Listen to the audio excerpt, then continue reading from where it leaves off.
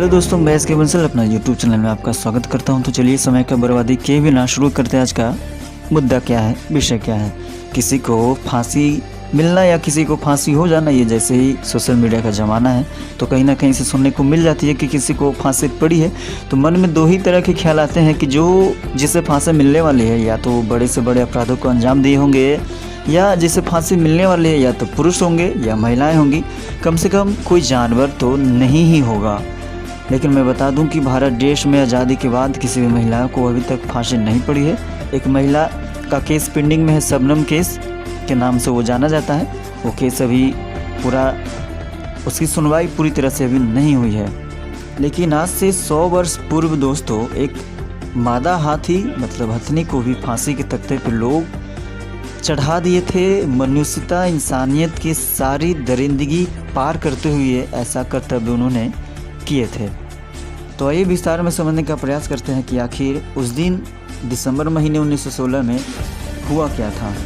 दोस्तों, ये कहानी है अमेरिका में टेनिस शहर की, जहाँ पे वर्ल्ड स्पार्क सर्कस के नाम से एक सर्कस को चलाया जाता था। तो जैसे कि हम सब जानते हैं कि सर्कसों में तो जानवरों को ट्रेनिंग किया जाता है ताकि लोगों को भीड़ बढ़े, इनसे आकर्षित हो। तो वही वर्ल्ड स्पार्क सर्कस में मैरी नाम के हथनी भी रहा करती थी, दिखाया करती थी लोगों को अपनी सर्कस, अपनी कर्तव्य को। और जिसके इशारा पे, जैसे कि सब जानते हैं कि सब जानवरों को कोई ना कोई केयर टेकर होता है, मतलब उसका महावत उसी के इशारे पे जो वो कहता है वो जानवरों जो होते हैं वो करके दिखाते हैं। तो उसका जो केयर टेकर था वो मैरी नाम की हथनी की, वो अचानक काम से छोड़कर चला गया और उसका मालिक को इसका परवाह नहीं हुई। लेकिन वो मैरी बहुत ही दुखी हुई, लेकिन उस दुखी से वो मालिक को क्या मतलब था, कुछ भी नहीं। तो वो एक और नए केयर टेकर को ले आया।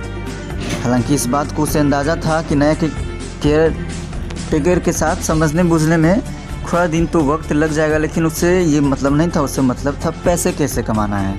तो एक दिन रोड शो में जाना था वो मैरी को, और वो रोड शो में मैरी के साथ साथ वो नए केयर टेकर भी उसके ऊपर बैठे हुए था। तो हुआ यूँ कि रास्ते में रोड पर बहुत सारी भीड़ होती है लोगों को सर्कस देखने के लिए। तो मैरी को, वो हथनी को कहीं से बहुत सारे केले दिख जाते हैं। तो केला दिखते ही मैरी शायद भूखी होती है, तो वो चाहती है कि मैं वो केले को खा लूँ।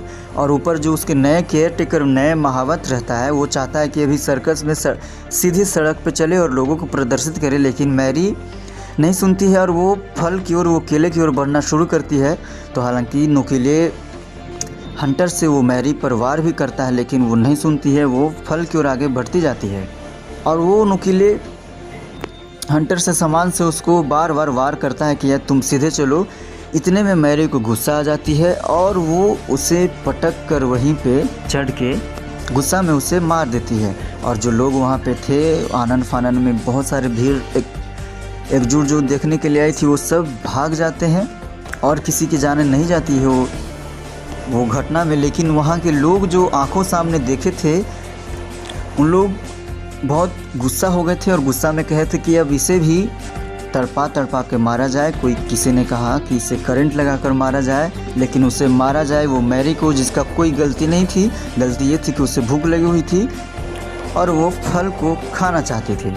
तब लोगों ने, जब बहुत सारे जनता ने मांग करने लगी कि उसे किसी भी तरह से जिंदा नहीं रखें, तब पब्लिसिटी के कारण सरकार भी झुकती है और सरकार अंतिम निर्णय निकालती है कि उसे फांसी की सज़ा दिया जाए। और क्रेन बुला करके दोस्तों उसको 13 दिसंबर 1916 में, वो काला दिन, जिस दिन मनुष्यता, इंसानियत की सारी दरिंदगी पार करते हुए वो क्रेन से उसे रस्सी पर लटका के फांसी दी जाती है। पहला वार में उसे फांसी नहीं लटकाया जाता है, वो गिर कर उसकी गर्दनें, कमर, पैर टूट जाती है। फिर भी एक बार और टांग करके उसे बेरहमी का मौत के घाट उतार दिया जाता है। तो दोस्तों, ऐसा कर्तव्य, ऐसा कदम जो वहाँ की सरकारों ने उठाई थी, क्या वो सही थी या गलत, वो आप बताएं मुझे। और ऐसे ही वीडियो के लिए मेरे चैनल से बने रहें। जैसे ही कोई नए अपडेटें होंगी मैं ज़रूर आपसे साझा करूँगा।